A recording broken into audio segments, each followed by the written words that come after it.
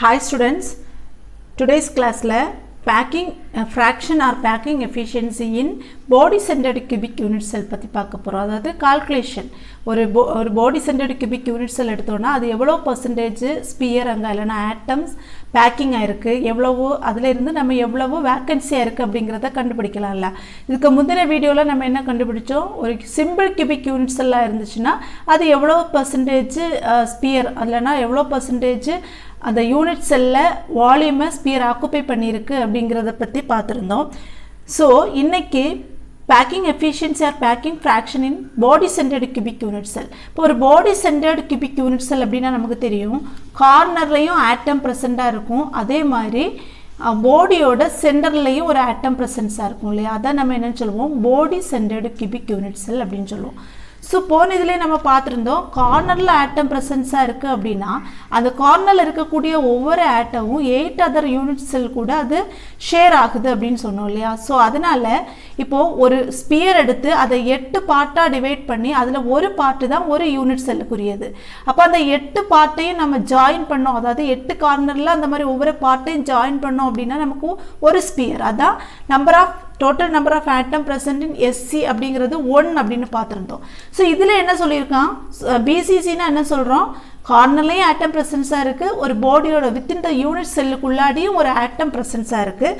So நம்ம already நம்ம total number of atom calculate பண்ணும்போது பார்த்துருந்தோம், அதாவது கார்னர்லேயும் ஆட்டம் ப்ரெசன்ஸாக இருக்குது. ஸோ என்னன்னு சொல்லலாம், 8 corner divided by 8 plus body centre இல்லையா, ஒவ்வொரு யூனிட் செல்லுக்கும் ஒரு பாடி சென்டர், அந்த பாடி சென்டர் வேறு அதர் யூனிட் செல்லுக்கு எதுக்குமே டிஸ்ட்ரிபியூட் ஆகலை, அந்த யூனிட் செல்லுக்கு மட்டுமே உரியது.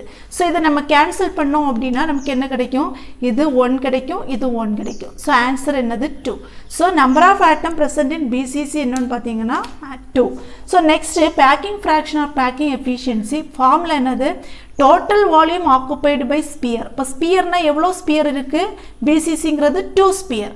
So in a unit cell divided by volume of unit cell. வால்யூம்னா என்ன சொன்னோம், ஒரு கியூபிக் யூனிட் செல்லாக இருக்கும்போது இந்த பக்கம் இருக்கக்கூடிய, அதாவது லென்த்து பிரெட்த்து ஹைட்டு எல்லாமே ஈக்குவலாக இருக்கும் இல்லையா, ஸ்கொயர் மாதிரி இருக்கக்கூடியது இல்லை. ஸோ எல்லாமே ஈக்குவலாக இருக்கும், அதாவது length into breadth into height அப்படின்னு எடுப்போம் volume of unit cell. So இங்கே ஏன்னு இருக்கிறதுனால நம்ம என்ன எடுத்துக்கலாம், ஏ கியூப் அப்படின்னு எடுத்துக்கலாம் இல்லையா.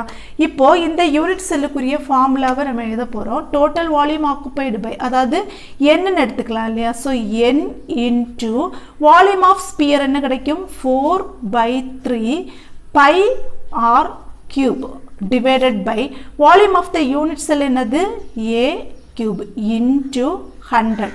பர்சன்டேஜ் எஃபிஷியன்சி கண்டுபிடிக்கிறதுனால நம்ம என்ன போட்டுக்குவோம், 100 போட்டுக்குவோம்.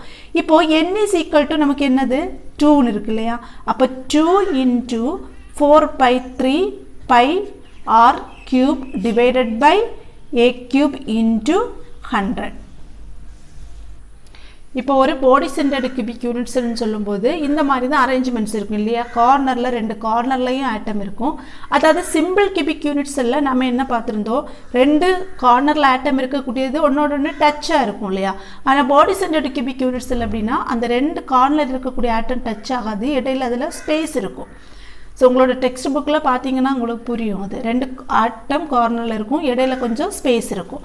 ஸோ நம்ம என்ன சொன்னோம், பாடி சென்டர்டு கியூபிக் யூனிட் செல் அப்படிங்கிற போது சென்டர் யூனிட் செல்லோட சென்டர்லையும் ஒரு ஆட்டம் ப்ரெசன்ஸாக இருக்கும் இல்லையா. இப்போ இதுக்கு நம்ம ஃபஸ்ட்டு மார்க் பண்ணலாம், என்னெல்லாம்னா ஃபஸ்ட் இது ஏ, இது பி, இது சி, அதுக்கப்புறம் இதுக்கு டின்னு கொடுத்துடலாம்.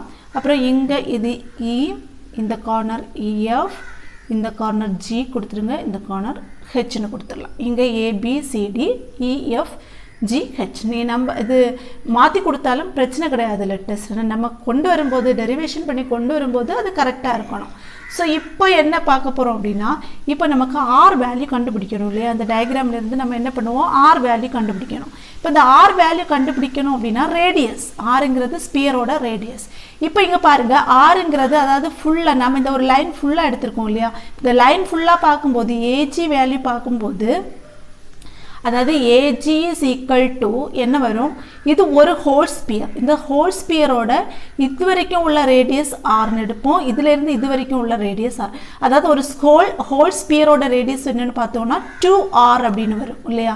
அதே மாதிரி இந்த ஸ்பியரில் ஆஃப் ஆஃப் த ஸ்பியரோட ரேடியஸ் ஆர், இதில் ஆஃப் ரேடியஸ் என்னன்னு எடுத்துக்கலாம் ஆர். அப்போ AG is equal to எவ்வளோ ஆர் கிடச்சிச்சு நமக்கு, 4r அப்படின்னு கிடச்சிச்சு. இப்போ AG 4r கிடச்சிச்சு அப்படின்னா இந்த ஆரோட வேல்யூ தான் நம்ம கண்டுபிடிக்கணும். ஸோ அதனால நம்ம என்ன பண்ண போகிறோம், ஏஜியோட வேல்யூ நம்ம கண்டிப்பாக கண்டுபிடிச்சாகணும். இப்போ ஏஜி வேல்யூ கண்டுபிடிக்கிறதுக்காக நம்ம ஃபஸ்ட் ஒரு ட்ரையாங்கிள் எடுக்கிறோம். என்ன ட்ரையாங்கிள் பார்த்தீங்கன்னா ACGங்கிற ஒரு ட்ரையாங்கிள் நம்ம எடுத்துக்கிறோம். புரியுதா, ட்ரையாங்கிள் இன் ட்ரையாங்கிள் ACGங்கிற ட்ரையாங்கிள் எடுத்து தான் நம்ம என்ன பண்ண போகிறோம், ஏஜியோட வேல்யூ கண்டுபிடிக்க போகிறோம்.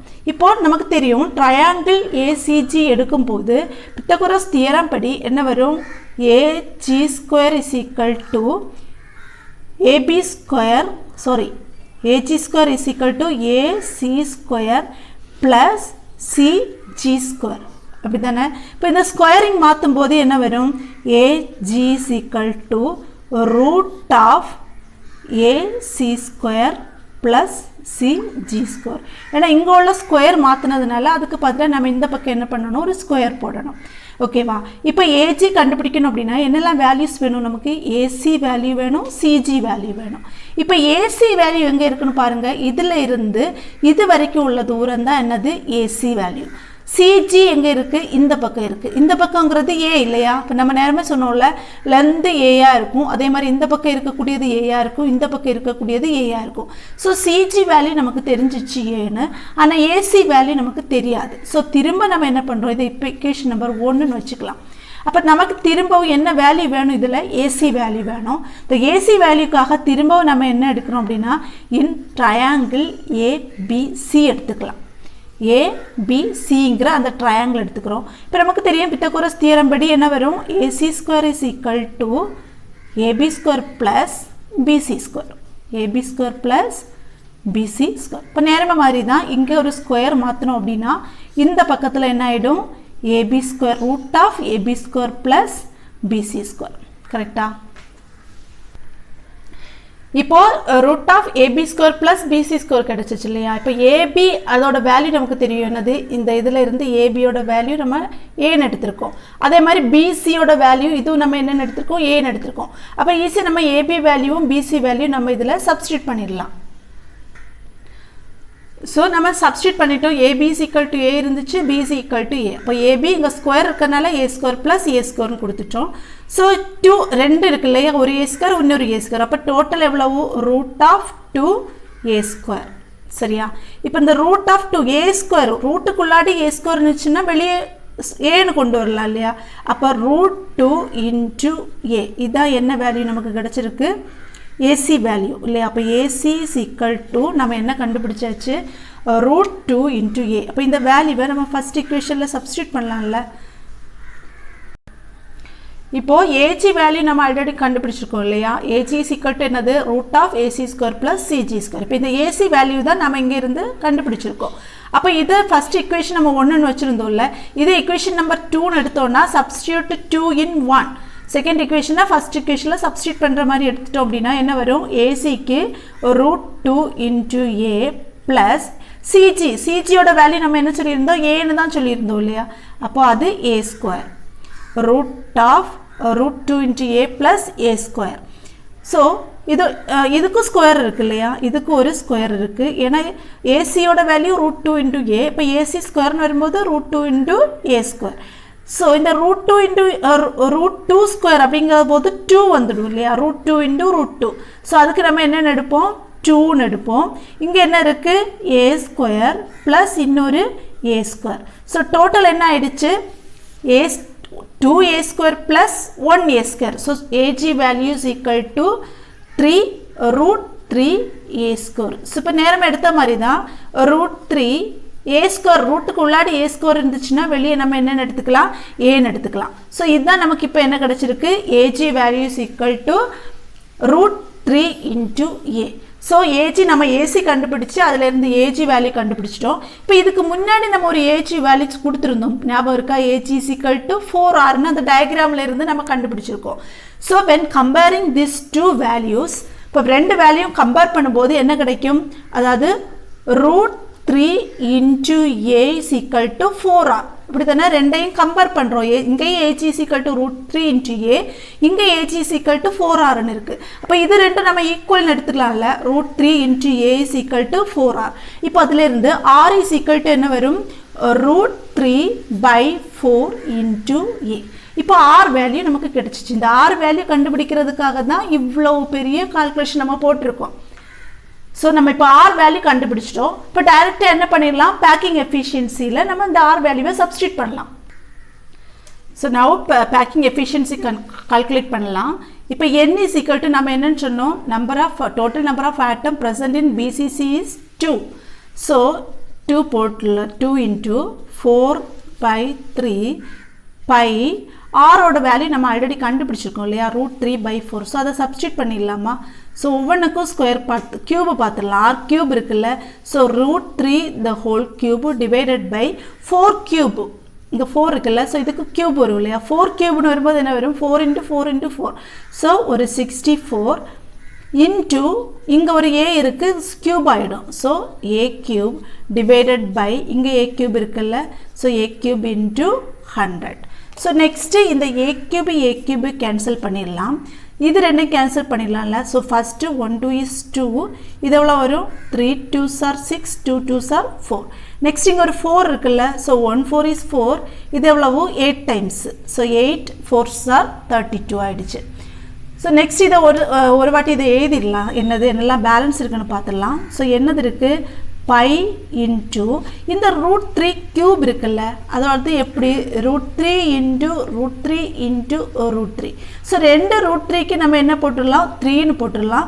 அப்போ 3 into √3 ஆகிடும் இல்லையா? அப்போ 3 into √3 டிவைடட் பை இங்கே எவ்வளோ இருக்குது?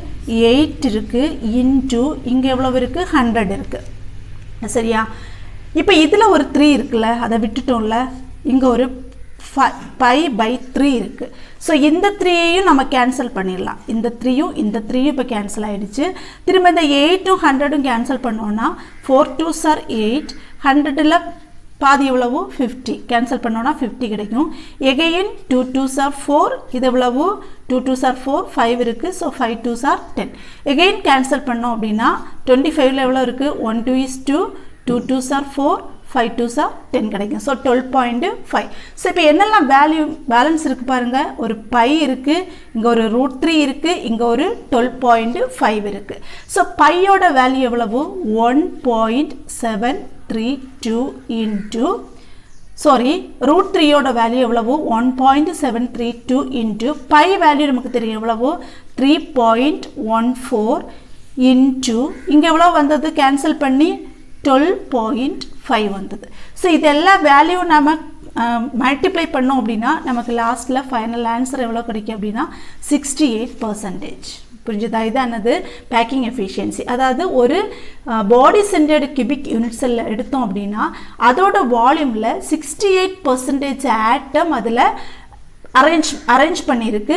எம்டி இருக்கக்கூடிய, அதாவது இதில் 100ல் பேலன்ஸ் இருக்கக்கூடிய பெர்சன்டேஜ் அங்கே வாய்ட்ஸாக இருக்குது. வாய்ட்ஸ்னு வேக்கன்சியாக இருக்குது. ஸோ 68% ஒரு கியூபிக் யூனிட் செல், ஒரு பாடி சென்டர்டு கியூபிக் யூனிட் செல்லில் 68% பேக்கிங் கரெக்டாக பர்ஃபெக்டாக இருக்குது அப்படிங்கிறது என்னது பேக்கிங் எஃபிஷியன்சியின் body centred cubic unit cell. So எல்லாருக்கும் இது புரிஞ்சிருக்கும்னு நினைக்கிறேன். ரொம்ப இம்பார்ட்டண்ட்டான ஒரு கொஸ்டின். ஸோ ஸ்கிப் பண்ணாமல் படிங்க. தேங்க்யூ.